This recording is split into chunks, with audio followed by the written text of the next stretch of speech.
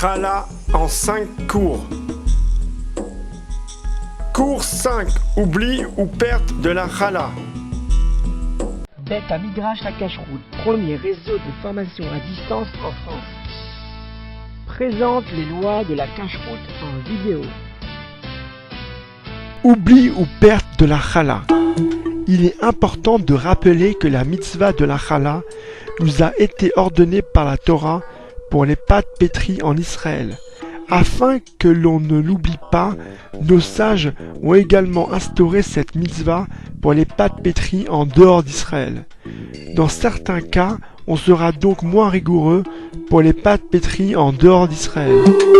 En cas d'oubli, si on a oublié de prélever la Challah après avoir pétri la pâte, on pourra le faire après la cuisson en rassemblant tous les plats sur lesquels on a oublié de prélever dans un même récipient ou en les entourant d'un morceau de tissu, puis on récitera la bracha et on terminera en disant Arezo Challah. Shabbat et Yom Tov, on ne pourra pas prélever la Challah. Mais pour Yom Tov, si la pâte a été pétrie pendant Yom Tov, on aura le droit de prélever. Cependant, si on a quand même prélevé Shabbat ou Yom Tov sans faire exprès, le pain est tout de même permis à la consommation. Si je me rappelle pendant Shabbat que j'ai oublié de prélever la Challah, en Israël, les plats seront interdits jusqu'à ce que l'on puisse prélever après Shabbat. En dehors d'Israël, on pourra consommer les plats, mais on devra garder un morceau pour prélever après Shabbat. Si une femme a pris sur elle de faire entrer Shabbat plus tôt, et qu'elle se rappelle qu'elle a oublié de prélever la Challah, elle pourra demander à une personne qui n'a pas encore fait entrer Shabbat de prélever pour elle. Si l'on se rappelle que l'on a oublié de prélever la Challah seulement au crépuscule Ben Hashmashot, en Israël on pourra encore prélever, car sinon on n'aura pas de pain pour Shabbat, puisque l'on n'aura pas le droit d'en consommer sans le prélèvement.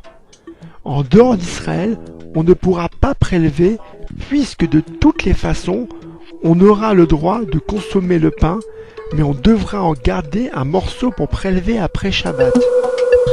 Une personne qui est invitée Shabbat chez une famille dans laquelle il a un doute si la Challah a été prélevée, devra faire une condition avant Shabbat en disant « Ce que je prélèverai demain sera considéré comme de la Challah ». Et il pourra manger le pain, mais devra en garder un morceau en guise de Challah. En cas de perte, si on ne retrouve plus le morceau de Challah que l'on a prélevé ou qu'il a été mangé par un animal ou un enfant, on n'aura pas besoin de reprélever.